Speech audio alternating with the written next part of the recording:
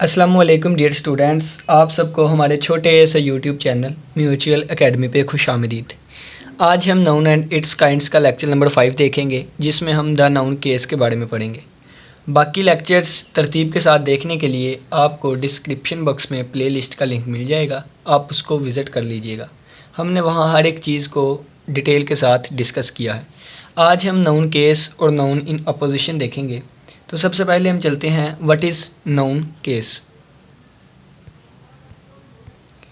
तो सबसे पहले हमारे पास क्वेश्चन आया कि व्हाट इज़ नाउन केस, कि नाउन केस क्या होता है।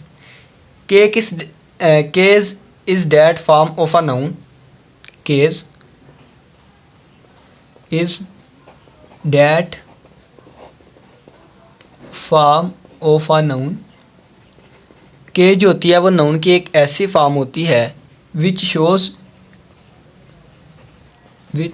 जो कि शो करती है it's relation to some, it's relation इसका तअल्लुक़ टू सम अदर वर्ड और words, to other some word और words in the sentence, in the sentence. Noun case क्या होता है? नाउन केस नाउन की एक फॉर्म ही होती है जो कि रिलेशन शो करती है इसका किसी दूसरे वर्ड के साथ। अब इसको एक छोटी सी एग्जांपल से समझते हैं कि फ़र्ज़ किया है कि हमारे पास कोई सेंटेंस लिखा हुआ है, ठीक है, ये वाला, ये एक सेंटेंस लिखा हुआ है। तो अगर हमने पहले नाउन देखना है, ठीक है। फ़र्ज़ किया कि यहाँ पे कोई नाउन आ रहा है, ठीक है, या यहाँ पे कोई नाउन आ रहा है। तो नाउन की एक ऐसी फॉर्म अगर ये किसी और वर्ड यानी कि इस वर्ड के साथ इसका रिलेशन बताए, या ये नाउन इसके साथ इसका रिलेशन बताए, तो इस नाउन को हम नाउन का केस कहेंगे, ठीक है। नाउन की एक ऐसी फॉर्म जो कि सेंटेंस में दूसरे वर्ड्स के साथ हमें रिलेशन बताए, उसको हम कहते हैं noun case. There are 5 case in English. English में 5 केस हैं। There are 5 case in English. English में 5 केस हैं। कौन से हैं वो अब हम देखते हैं। तो केस नंबर 1 हमारे पास आता है nominative case, nominative case. Number 2 पे आता है एक्सक्यूजेटिव केस, एक्यूजेटिव केस। नंबर 3 पे हमारे पास आता है पोजेसिव केस, ठीक है। नंबर 4 पे आता है डेटिव केस, और नंबर 5 पे आता है वोकाटिव केस, ठीक है। इंग्लिश में ये 5 किस्म के केस होते हैं। लेकिन जब हम मॉडर्न इंग्लिश ग्रामर की बात करें, तो इस डेटिव केस को इस एक्यूजेटिव केस में शामिल कर दिया जाता है। यानी कि डेटिव केस जो है इसको एक्यूजेटिव केस में शामिल कर दिया जाता है। तो इस लिहाज से अगर हम देखें तो कितने केस बने? केस नंबर 1, केस नंबर 2, ये वाला सारे, केस नंबर 3, केस नंबर 4। तो मॉडर्न इंग्लिश ग्रामर में 4 केसेस हैं, जबकि सिंपल इंग्लिश में 1, 2, 3, 4 और 5 केसेस हैं, ठीक है। सबसे पहले हम देखते हैं नॉमिनेटिव केस को, कि नॉमिनेटिव केस क्या है, ठीक है। सबसे पहले नॉमिनेटिव केस, तो नंबर 1 पे हमारे पास आ गया नॉमिनेटिव केस। नॉमिनेटिव या इसे सब्जेक्टिव केस कह लें, सब्जेक्टिव केस, ठीक है। पहले हम इसकी डेफिनेशन देखते हैं ताकि हमें समझ आ सके। व्हेन अ नाउन, जब एक नाउन, व्हेन अ नाउन, जब एक noun is used as the subject of a verb, it is said to be in the nominative case,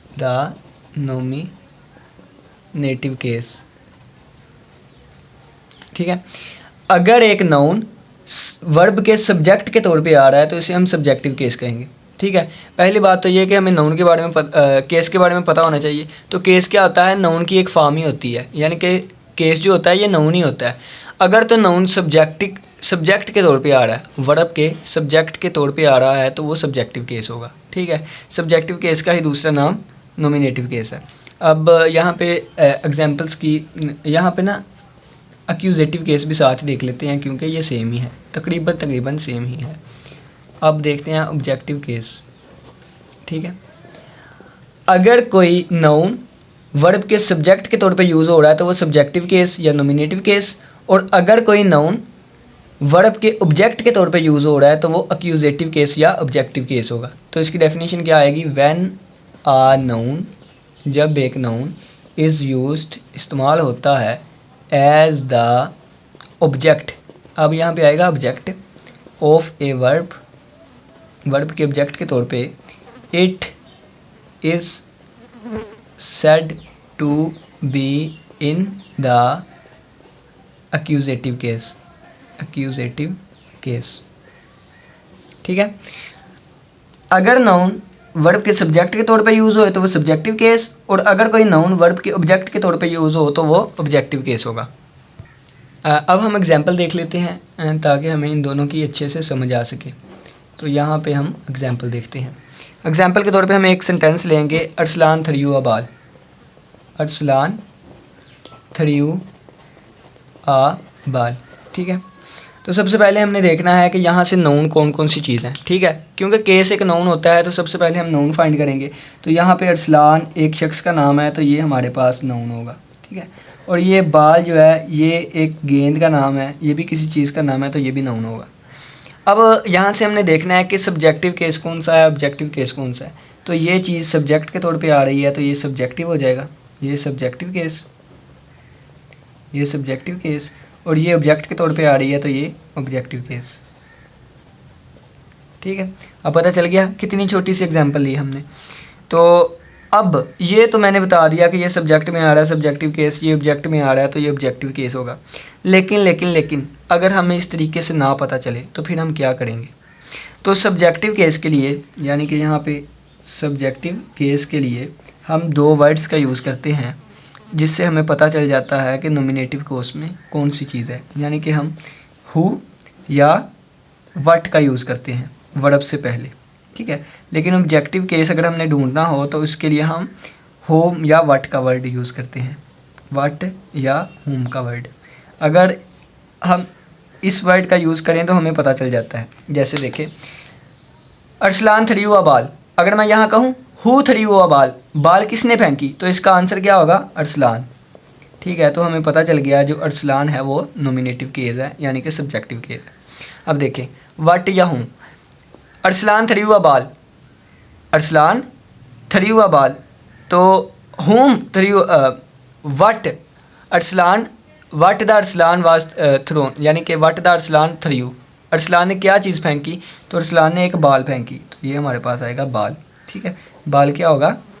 objective case. ठीक है, अरसलान थरियू अबाल, यहाँ से हु थरियू अबाल, बाल किसने फेंकी, तो अरसलान ने, ये सब्जेक्टिव हो गया। और Arsalan threw अबाल, what थरियू the Arsalan, Arsalan ने क्या चीज़ फेंकी, तो बाल फेंकी, तो बाल हमारे पास एक ऑब्जेक्टिव केस आ गया। इसी तरह जब हमने कहा कि इंग्लिश मॉडर्न ग्रामर में हमारे पास एक्यूजेटिव और डेटिव केस को इकट्ठा कर दिया जाता है, तो अब हम देखते हैं एक्यूजेटिव केस के बारे में थोड़ा सा और। तो अगर हम एक्यूजेटिव केस के बारे में मज़ीद डिस्कशन करें तो अब देखें, अरसलान गेव अ बुक, अगर एक सेंटेंस है अरसलान, एक मिनट, तो यहाँ पे हमारे पास एक सेंटेंस है कि अरसलान गेव आ बुक। ठीक है, तो अगर हम यहाँ पे देखें तो यहाँ पे ये एज ए सब्जेक्ट के तौर पे आ रहा है तो ये हमारे पास नॉमिनेटिव केस हो जाएगा, नॉमिनेटिव केस। ठीक है, और ये एज ए ऑब्जेक्ट के तौर पे आ रहा है तो ये हमारे पास हो जाएगा ऑब्जेक्टिव केस या एक्यूजेटिव केस। ठीक है, लेकिन अगर इसी सेंटेंस को मैं इस तरीके से लिख दूँ कि Arsalan gave Rizwan a book, gave Rizwan a book. अब यहाँ पे नॉमिनेटिव केस की बात करें तो नॉमिनेटिव केस ये है, यानी कि ये सब्जेक्ट के तौर पे आ रहा है तो ये सब्जेक्टिव या नॉमिनेटिव केस हो जाएगा। लेकिन यहाँ पे ऑब्जेक्ट रिजवान भी आ रहा है तो बुक भी आ रहा है, तो यहाँ पे ऑब्जेक्टिव केस कौन सा होगा?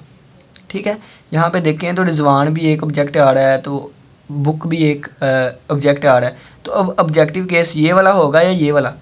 अब आप कहेंगे दोनों होंगे, दोनों नहीं होंगे, इनमें से दोनों में से एक ऑब्जेक्टिव केस होगा। तो वो किस तरीके से आएगा? तो यहाँ पे जो रिजवान है, यहाँ पे जो रिजवान है इसको हम कहेंगे, रिजवान को, ये इनडायरेक्ट ऑब्जेक्ट है, इनडायरेक्ट ऑब्जेक्ट। ठीक है, ऑब्जेक्ट दो तरह के होते हैं, आगे मज़ीद हम देखेंगे। यहाँ पे जो बुक है वो डायरेक्ट ऑब्जेक्ट आया, डायरेक्ट ऑब्जेक्ट। ठीक है, यहाँ पे जो रिजवान है वो इनडायरेक्ट ऑब्जेक्ट है और बुक जो है डायरेक्ट ऑब्जेक्ट है। इनडायरेक्ट ऑब्जेक्ट हमेशा डायरेक्ट ऑब्जेक्ट से पहले आया करेगा। इस बात को समझ लिया आपने कि इनडायरेक्ट ऑब्जेक्ट हमेशा डायरेक्ट ऑब्जेक्ट से पहले आया करेगा। ये इनडायरेक्ट ऑब्जेक्ट है, ये डायरेक्ट ऑब्जेक्ट है। बाकी इनके बारे में थोड़ा सा और पढ़ते हैं, क्योंकि अगर हम इसको थोड़ा सा एक्सप्लेन करेंगे तो साथ ही डेटिव भी आ जाएगा। यानी कि जो हम ऊपर पढ़ के आए कि इंग्लिश के जो है वो 5 केसेस हैं, लेकिन इंग्लिश, मॉडर्न इंग्लिश ग्रामर में इन दोनों को आपस में इकट्ठा कर दिया जाता है।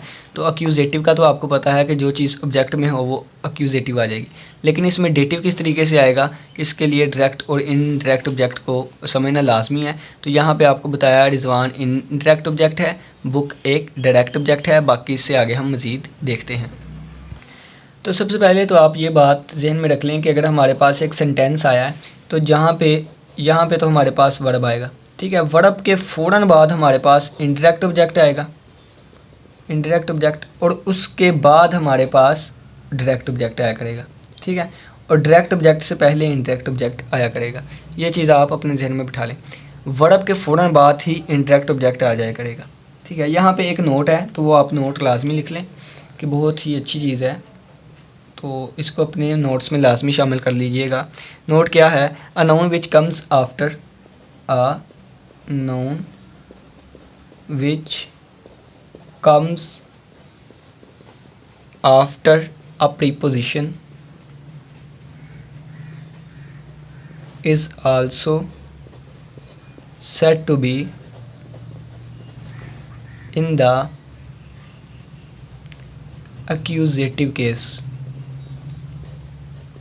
अगर कोई नॉन प्रेपोजिशन के बाद आ रहा है तो उसको भी हम एक्यूजेटिव केस कहते हैं। एग्जाम्पल देख लेते हैं, the book is on the table. ये हमने एक सेंटेंस लिया।